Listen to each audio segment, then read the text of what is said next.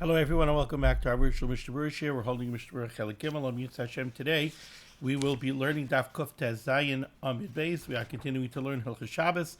We pick up today on the very bottom line of Kuf Tez Zayin Amid Aleph, Siman Shin Yod Aleph, Sif Tes. Our learning today should be as chus for Achenu Kabeis Yisrael, Hanasunim Batzara Bashivya, Ha'im Demei Mayam Bein Bayabasha, Hamakim Yerachem Alehem, V'Yetziim Mitzar L'Rvacha Me'afel L'Oira Mishim L'Geula. Hashta Bagala of Izman Kriv and Emar Amen. Our learning should be a schus refuah shalema for Mashamer ben Esther Fradl Bas Chana Yitzchak ben Sion ben Dusha, Rafal Yisrael Menachem ben Ita Genendel Chava Hadassah Bas Serel. They should all have a refuah shalema b'say Sharchel Yisrael. Our learning should be a schus for Yonasan ben Michal and Yoel ben Michal. The Rebbeinu Shalom should watch over them together with all of our other brothers and sisters who find themselves in harm's way. B'chol Makom Shehem. So, in the previous year, we learned here in Shin Yud Aleph Sif Ches the rule that tiltal min hatzad l'tzarich davar mutter is mutter.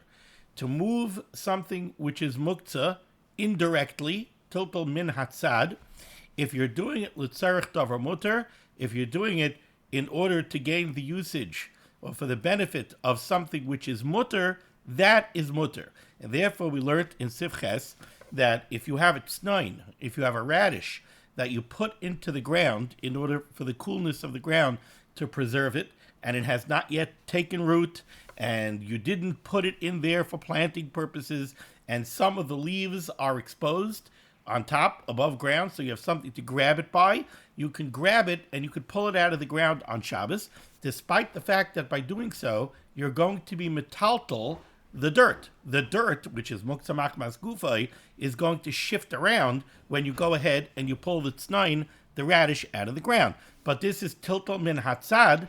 You're indirectly moving the muktzah dirt, and you're doing it l'tzarich davar mutter. You're doing it in order to get the tsnain, which is a meichel, which is certainly a davar mutter. So that's tiltal min hatzad l'tzarich davar mutter. Here in the final sif of Shin Yod Aleph, the Mechaber goes further on that theme. Says the Mechaber, "Ha-perois ha-tmunin beteven oy bekash ha-muktzim." If you have fruits that are stored inside teven or kash, we loosely translate both of them as straw or straw and stubble. The Mishnah Berurah is going to tell us what exactly is teven, what exactly is kash, but this is teven oy bekash hamuktzim. You have teven or kash that is muktzah. Why is it muktzah? This is stuff that is stama lahasaka. It's used for kindling. So you have this teven and this kash that is muktzah machmas gufay, and you have the fruits that are submerged. They're stored inside this teven and this kash. Says the Mechaber, Yacha litchayiv behem machat oikosh. You could take a long needle or a skewer, or you could take a kosh. You could take that piece from the spindle that's used to spin thread, and you could you could stick it through the teven or the kash into the fruit, and then you could pull out the fruit. Va'akash ninar me'elav, and you're going to do tiltal manatzad. You're going to indirectly move the teven or the kash. So again, let's do the math. What are you doing here? You have a fruit. It's stored inside a box of teven or kash. The teven and the kash are muktzah. They're muktzah machmas gufay. You can't go and push away the teven and the kash biyodayim. That would be tiltal muktzah biyodayim. That would be directly moving the teven and the kash that are muktzah. You can't do that. You want to get out the fruit. What could you do? Well, you could take this machat, this long needle, or you could take the kosh. Now, the kosh is part of a spindle that's used for spinning thread, so it's a kli shemalachto le'isser. But a kli shemalachto le'isser, you're allowed to be metaltal if you're using it l'tzarech gufay, if you're doing it for a permissible usage on Shabbos. So this would be sort of like taking a hammer to crack a walnut. You're taking the kosh, which is a kli shemalachto le'isser, you're using it to go through the teven and the kash that's muktzah to stab it into the fruit, to pull the fruit out. By doing so, you're going to do tiltal min hatzad on the muktzah teven or kash, but again, it's tiltal min hatzad l'tzarich davar mutter to get the fruit, and that's why this is okay. Now remember that in the previous year we learned that you would not be allowed to do this in the dirt. If you had the tsnain that we spoke about in the previous year, completely submerged in the dirt, you would not be allowed to take a machat or a koish, stick it through the dirt into the tznain and pull the tznain out. But that's not because of hilchas muktzah. Mitam muktzah, it would be fine. The reason you can't do it is because it's nire ka'isa guma. It looks like you're digging in the dirt on Shabbos. That was a separate din derabanan. Finally, says the Ramah to close out Siman Shin Yud Aleph, Hagah, V'im tmunim b'choil u'ba'afar. Let's say you had the fruit not submerged in muktzah, teven, or kash. You had it submerged in sand or dirt. Now, very important, the Mishnah Berurah is going to tell us in Ois Katan Lamed Ches that we're talking here about non-muktzah sand or dirt. So this is the dirt that was muchan miba'id yom. This is the case where you took dirt and you put it into a keren zavis, you put it into a corner of the house, and you are making it, you prepared it for Shabbos usage. So this is talking about non-muktzah sand or dirt. Says the Ramav, im tmuna b'chayla ba'afar, ayin la'el siman shin ches sif lamed ches. This is a halacha that we already dealt with in siman shin ches lamed ches, where we say, if you have non-muktzah dirt and you have the peiros in it, it's mutter even biyadayim. You could go and separate the dirt and take out the fruit because the dirt is not muktzah. It's munchan miba'id yom. One caveat that we learned over there in Siman Shin Ches in the Mishnah Berurah is it has to be a case where you're not going to be oisa guma. You're not going to make a hole in the dirt that's going to remain. It has to be talking about very fine or very loose dirt that is going to collapse in upon itself. Otherwise, it looks like you're forming a guma in the dirt, which could lead you to a problem of a tailada of chayrish oisa gumais. So that would be that issue. Okay, let's take a look here at the Mishnah Berurah. It says the Mishnah Berurah, Ois Katan Lamed Hey. B'teven oy b'kash. The Mechaber said you have these fruits that are buried inside teven oy kash. The Mishnah Berurah defines teven and kash for us. Teven hu hakane haniktzar im hashiboilis. Teven, when we talk about straw, that's the stalk. So let's say you have wheat. Right? Really, the wheat, the kernel of wheat that we want is all the way at the tip of the stalk. Yet, when you do the harvest, you cut down the whole stalk. Says the Mishnah Berurah, when we talk about teven, hu hakaneh, that's the stalk, haniktzar im hashiboilis, that usually gets harvested together with the ear of grain. The kash and stubble, hu mashenishar basada akar haktzira. When you harvest, you don't harvest all the way down to the ground. So there is stubble left remaining on the ground. That's what we call kash. Says the Mishnah Berurah Kat Lamed Vav, the Mechaber specified that in the context of this halacha, we're talking about teven oy kash hamuktzim, that are muktzah. Lafuke, this excludes in his minam lamaychel behema oy lishchiva.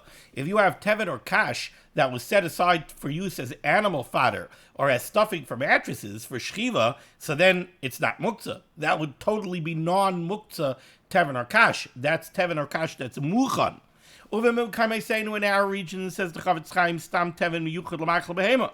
The Chavetz Chaim says that in his day and in his place, teven was non-muktzah, because the default usage of teven was as animal fodder. When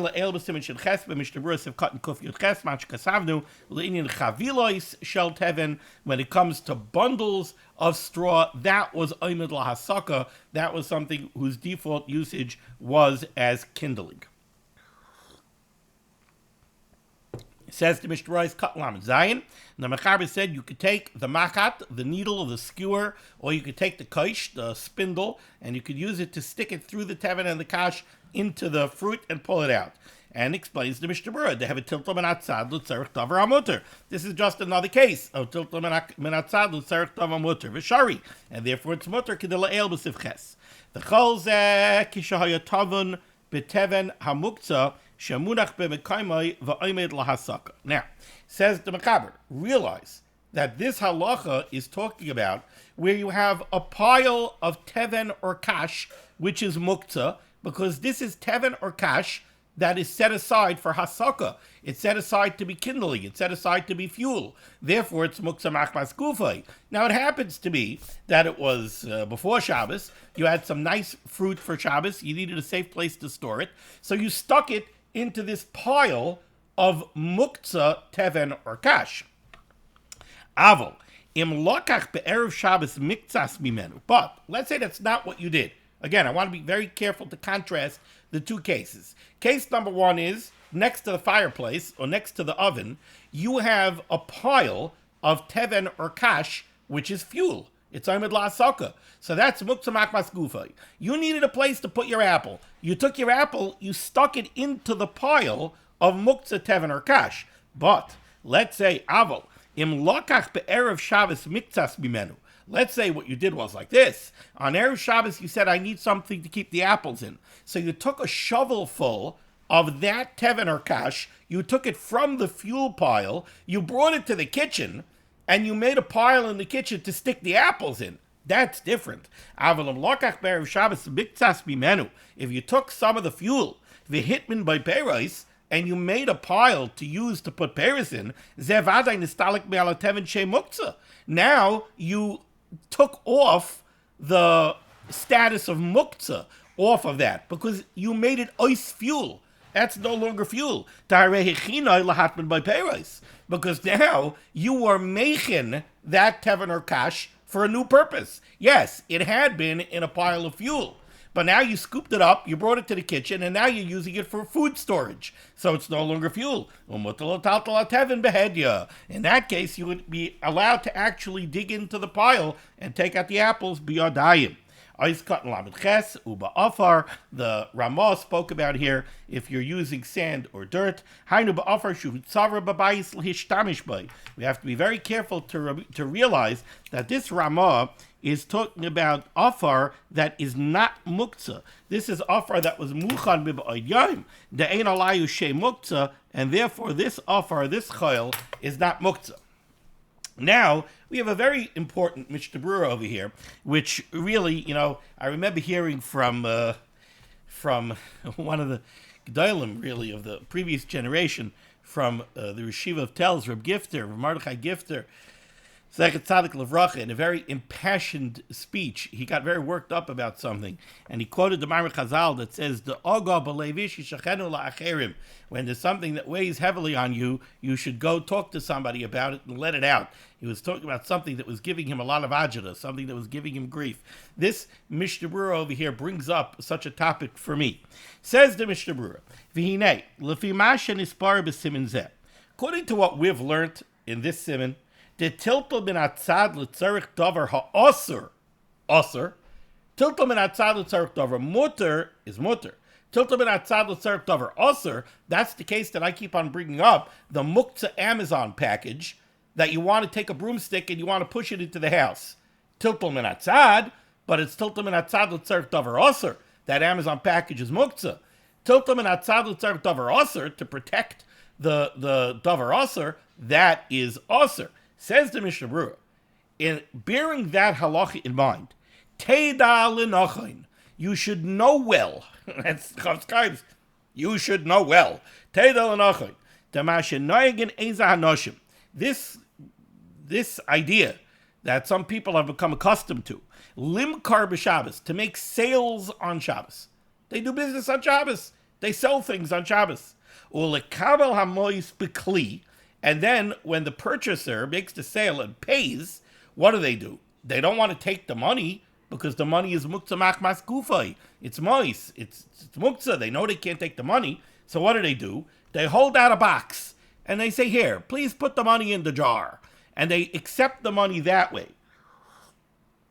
Or they beg it. Or they hold out their jacket, their shirt, in my case the tie, and they say, here, drop the money into the tie. Or what they do is they have the purchaser put the money down on the desk, and then they take the blade of a knife and they sweep the money off the table into the till. Says the Mishnah Berurah, Milavad hara'ah hagdoila shel mekach umemkar b'Shabbos. Forget about mamish diyisit rabbanon of doing business on Shabbos. Mekach umemkar on Shabbos. Mekach umemkar is an isit rabbanon. You're not allowed to make sales on Shabbos. He says, but not only that, how much blindness is there over here, says the Chavetz Chaim.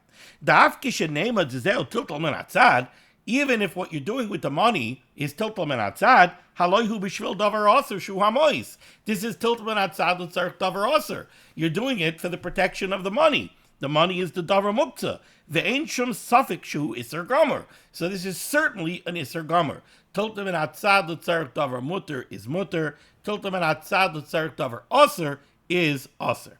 Now, when I said that this brings up a topic which causes me a lot of grief and a lot of sadness, it's just this idea that I've seen too many times over the years of people who work on Shabbos. The person has a job, and the job requires him to go into work on Shabbos.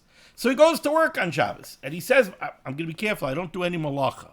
I make sure not to do any malacha. I'm a nurse, and the other nurse will do the injection for me. This one will turn this on. This one will turn that off.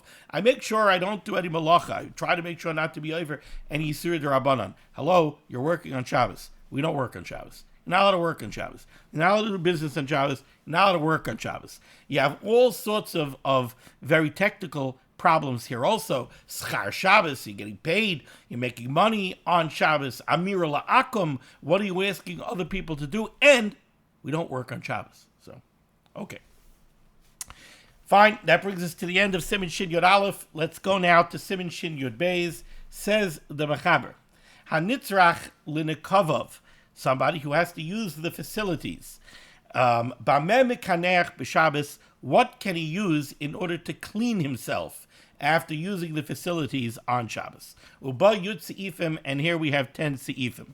So either this was, in the days before things like toilet paper were readily available and inexpensive, or maybe it was after, but it was during the days when we had supply chain issues and you couldn't get any, or maybe tariffs, I'm not sure.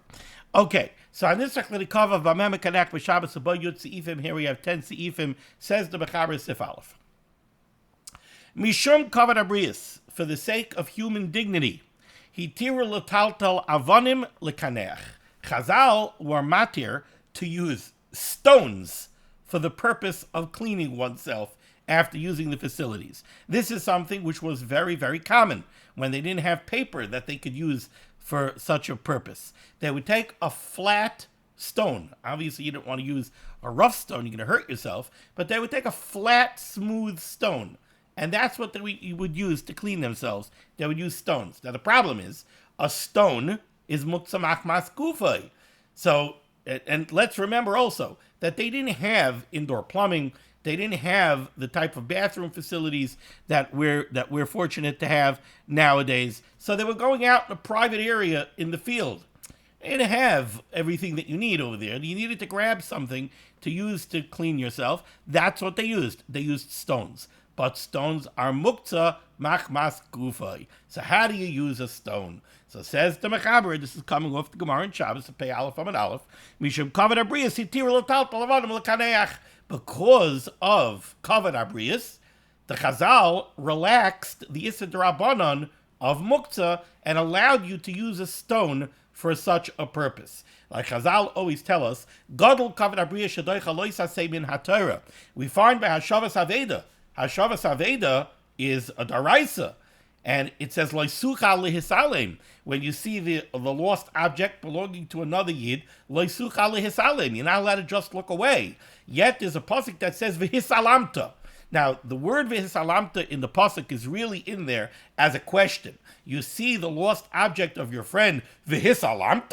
You're going to look away? But literally, if you take it literally and you just change the inflection of your voice, it's you see the lost object of your friend, V'hisalamta, and you look away. So it sounds like you could look away. So the Gemara darshans that there are times that you do look away from the lost object of your friend. One of the cases is Zokein ve'eino lefi chvaydai. If you have an elderly person and it's not bakavadik for him to go be metapel, to go be busy with this type of lost object, or the person is a Rav, a Talmid Chacham, and to go handle this type of lost object is eino lefi chvaydai. So the Gemara darshans ve'hisalamta. Then there's a time that you take a look away. So Kavod Abrius, the dignity and the honor of this individual, is doicha a daraisa.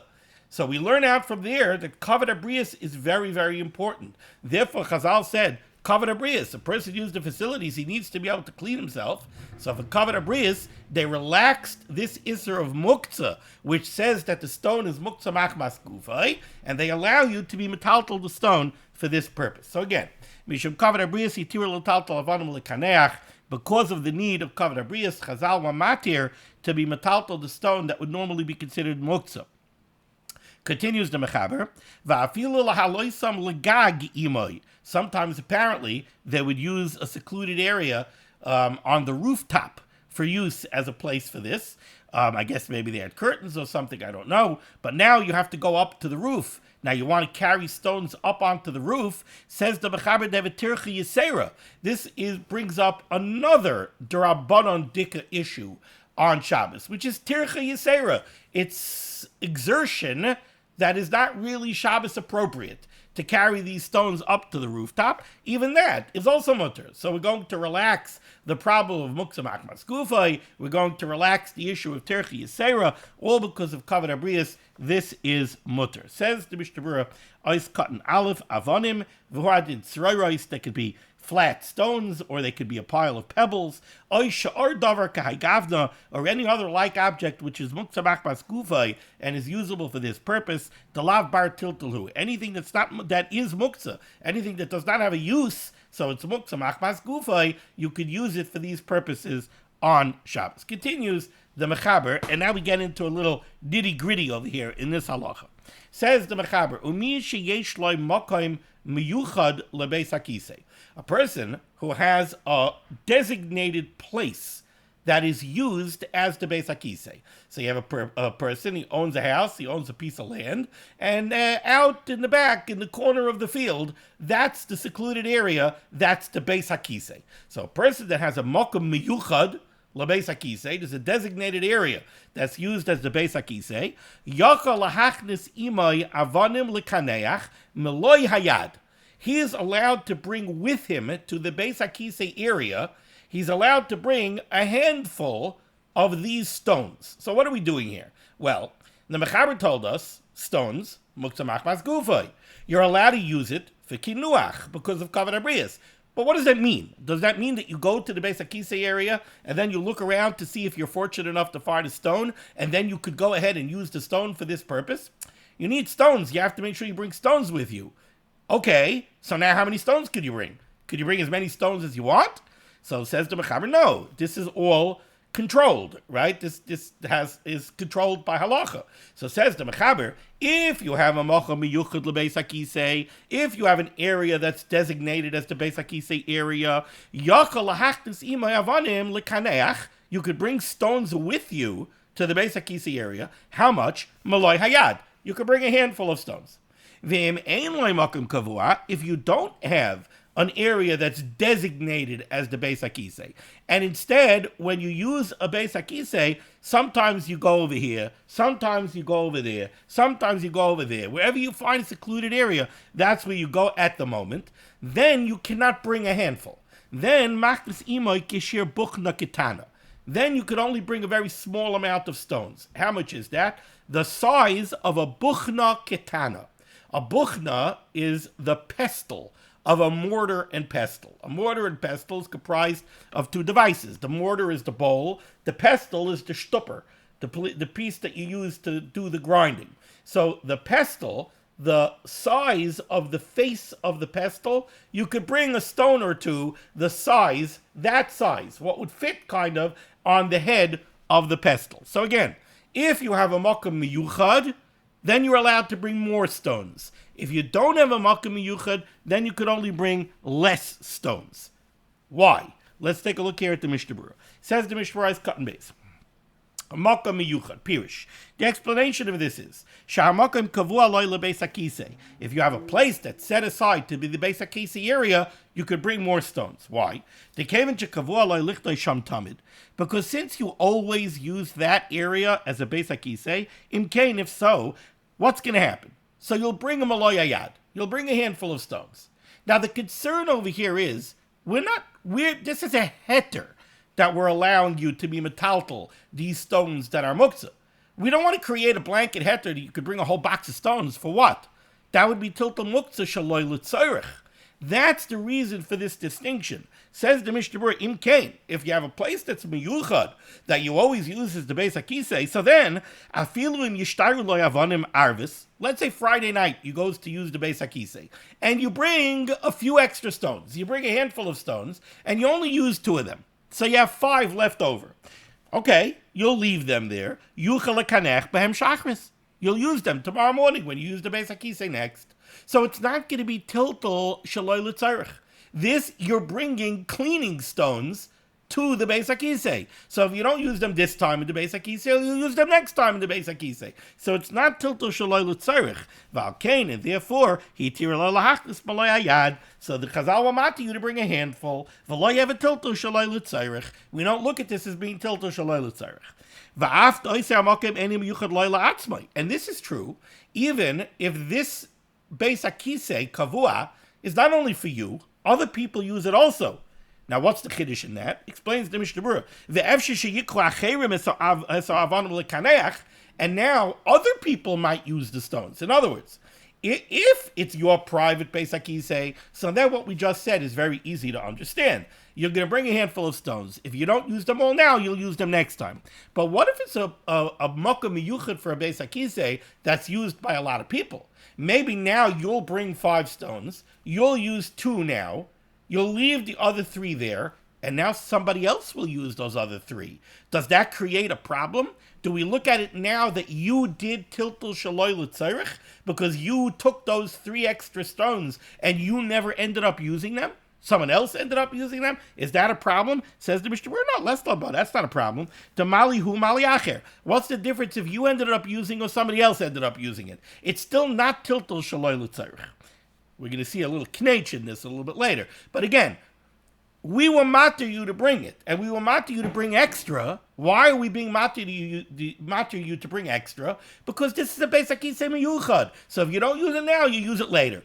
Somebody else might use it later? All right, no. If somebody else uses it later, it's also not tiltul shaloi l'tzorech. Ve'efshar gam kein sheyitztarch la'achar gach b'atzmai. And let's remember, there is a chance that you personally will end up using them. Mishnah Berurah is being very careful here. We're going to see why later. But what the Mishnah Berurah essentially is saying is, we're matter you to bring extra, mainly because you might use them again later.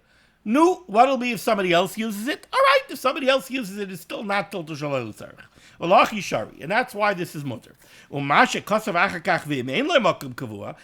when the Mechaber says that if you don't have a mokum kavua, you could only bring them aloi buchna, you can only bring less stones. That's talking about a case you don't have a makom yuchid for the Beis HaKisei. Sometimes you go here, sometimes you go there. Therefore, that's why in such a case, we only allow you to bring what you're going to need now. Like the head of the pestle. Why? Because now, if you bring extra and you might leave them there, so if you don't have a makom miyuchad, the reason we only allow you to bring a few stones is because now if you have extra, you're going to leave them there, and they might not get used at all. And if they don't get used at all, that's tiltul shaloi l'tzorech. Nimsa shetiltul tchilo shaloi l'tzorech. It turns out that your original tiltul of those muktzah stones was tiltul shaloi l'tzorech. Now, in the Sharitzianos Cotton Bays, he points out, okay, so you don't have a makom kavua Beis HaKisei. Sometimes you go here, sometimes you go there. So now you can only bring a few stones. Why? Because if you bring 5 stones and you leave 3 there, but next time you go to the Beis HaKisei, you're not going to go there. You're going to go there. So it turns out that the extra stones were tiltul shaloi l'tzorech. Maybe somebody else will go there and use them. Says the Chavetz Chaim, right. But we don't use that as a heter lechatchila.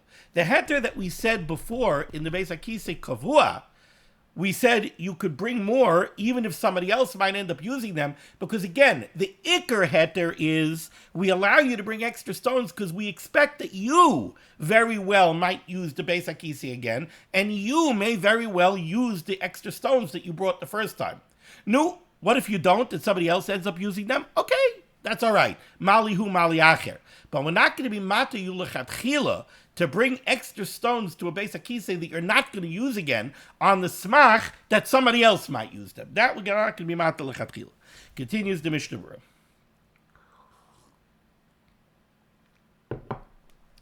Because of the Magen Avram writes, B'Shem HaPoskim.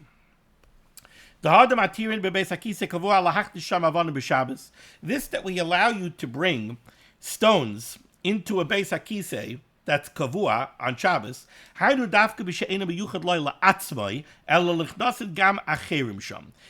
talking about a Beis HaKisei that is used not only by you, but by others as well.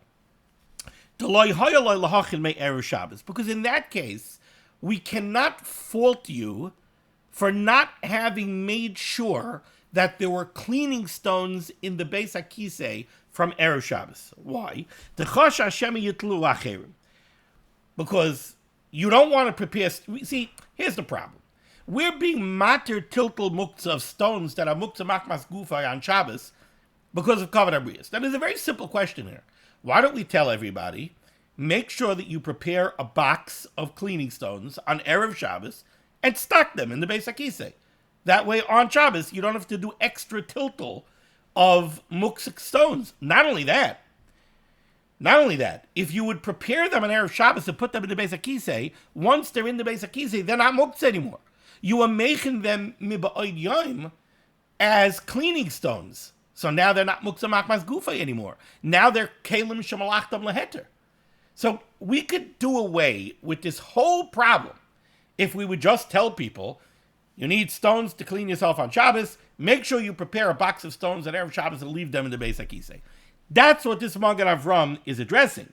The Magen Avram is saying, indeed, this whole heter is only hainu dafka b'she'ena meyuchad leila atzmai, where it's not your private Beis HaKisei. Elo nichdasim gam acherim sham. It's used by other people also. D'loi haya loi lahakin me'erev Shabbos, and therefore we cannot fault you for not having prepared stones on Erev Shabbos. Why? Because you can't prepare stones on Erev Shabbos. You know why?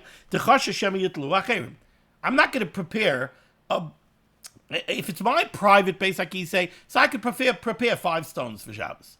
But if it's a Beis HaKisei for the Rabbim, what am I going to do? I'm going to go prepare a box of 200 stones?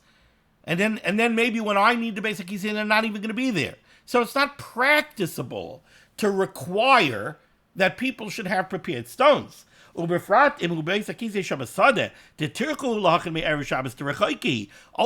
the Magen Avram, we'll also use this heter if we're talking about a Beis HaKisei that's out in the field somewhere. We can't be matriach people to go prepare these stones in a Beis HaKisei out in the Sada. Aval, however, somebody has a Beis HaKisei area very close to his house, and it's your own private Beis HaKisei area that nobody else uses, then we're not going to be matir this tiltul muktzah. You know why? Because you should have made sure that you had it prepared in advance. The Eliyah Rabbah is much more makel here. The Eliyah Rabbah takes the position that it would be unusual to expect somebody to have on his mind on Erev Shabbos to prepare these cleaning stones for the Beis HaKisei on Shabbos. Somehow the Eliyah Rabbah seems to take the position that this is an unreasonable expectation, and therefore we're going to apply this heter of tiltul muktzah in any regard, even if maybe you think he should have been making it. This reminds me of somebody I knew who used to give a shir on Hilchos Shabbos, and he once gave a very interesting shir on Hilchos Shabbos, discussing the question of chopping ice on Shabbos. Your porch, your steps got iced over on Shabbos. Are you allowed to chop the ice? Are you not allowed to chop the ice? What could be the problem of chopping the ice? Tirchi Yisera, Uvda Dechayel, back and forth. And he discussed it with several poskim. And one posik told him, if the ice was there before Shabbos, there's no way you could be mad to this. You should have chopped the ice before Shabbos. You didn't chop the ice before Shabbos. I don't want to hear about it. Okay, I'm not going into the sugya. I'm not going into the shaila now. But just that gedank, that, hello, there's an old saying about this. Your your lack of preparedness does not constitute my emergency or something like that. Don't come to me that we should be matir on Isser of Muktzah because of your lack of concern to be prepared. That's really what's at work over here. Ois Katan Gimel. So we said that if you have a Beis HaKisei Miyuchad, you're allowed to bring stones. How many stones are you allowed to bring? Maloi Hayad, a handful. Says the Mishnah Berurah, Ois Katan Gimel, V'afilu Dalid V'havanim, 4 or 5 stones, a handful. Ois Katan Dalid, but if you don't have a Makom Kavua, you can only bring Kisher Buchta Ketana, the size of a small pestle. Berif V'rosh Issa Kisher Rosh Buchta Ketana. This is like the head, the tip of the small pestle shedoiched by a saboisim that was used for grinding up spices. V'chein mashma bitur. Okay, now let's go weiter in the Mechaber. 4 lines up from the bottom, a little past the middle of the line, right by the Ois Katan Heif in the Mishnah Berurah. Says the Mechaber, V'im nikar be'even shekinchu bay. If we see a stone that has evidence on it that it has already been used for this purpose. So I guess you're by the Beis HaKisei area and you see a stone that you've used before. How do you know you've used it before? It has evidence that it was used before. It has some schmutz on it. Now the schmutz maybe is on one side of the stone. I guess maybe you could still use the other side of the stone. But the point over here that the Mechaber is making is as follows. If you look at a stone and you could see evidence that this is a stone that you already used, then then you could take that stone with you into the Beis HaKisei. I don't care how big it is. Why? Or if you see a pile of stones that all have evidence on them that they were already used for this purpose, you could take them all into the Beis HaKisei. I don't care how many they are. You could take an armful of them into the Beis HaKisei. Why? He explains the Mechaber, very simple. Because since you already used these stones as cleaning stones, so they're muchan. They're not muktzah. They're muchan miba'odyom. They were miyuchad for this purpose. They're kelim shemalachtem leheter. They're not muktzah, machmas gufay, and they are completely, totally not muktzah. Says the Mishnah Berurah, V'im nikar. Mashbe meloshin zeh, the implication of the Mechaber's language, right? He doesn't say if you have stones that you used previously. That's not what he says. He says im nikar, if it's recognizable that you used them. How's it recognizable? They're schmutzik. They're a little dirty. So you could tell that you used them. Mashbe meloshin zeh, the implication of this language is dim einay nikar, if they don't have obvious signs of previous use, even though you know you used these stones for this purpose. I guess you have a pile of used stones, so you know that you used these stones, but they have no evidence of use. Then then you can't use this heter. Then, if you have a makom kavui, you can take a handful. If you don't have a makom kavui, you can take a malay buchta. But you can't use this heter. You can't claim that they're muchan, and therefore they're not muktzah, and I can take as many as I want. However, there are those who disagree with this Mechaber and their mekel. What's the difference? If you used it, it's already muchan. What seems to be at work over here in this machlokes is we're talking about stones. Remember that stones are heavy-duty muktzah. This is muktzah machmas gufay, which we say in English all the time. It's intrinsically muktzah. It's totally muktzah, very high-level muktzah. You're not allowed to move these things, even l'tzarech gufay yitzarech b'kaimai. If you would be allowed to move it l'tzarech gufay yitzarech b'kaimai, we wouldn't have this Siman in Shulchan Aruch, because this would be a case of tzarech gufay. But muktzah machmas gufay, you're not allowed to move at all. Very heavy-duty muktzah. So what seems to be at work over here is, what level of hachana do you need to make them ois muktzah? The Mechaber seems to be holding that no, the stones need to be nicker. It needs to be, I guess the word would be overt. It needs to be obvious that these stones were already used in order for them to lose the status of muktzah. Where the Mekilim seem to say that no, if you know that you used it, so you used it. If you used it, it's muchan. That seems to be what's at work over here. Ois Katan Vav, shekinchu bay. If it's obvious that you used it already to clean with, Hainamei Erev Shabbos, meaning that you used it before Shabbos.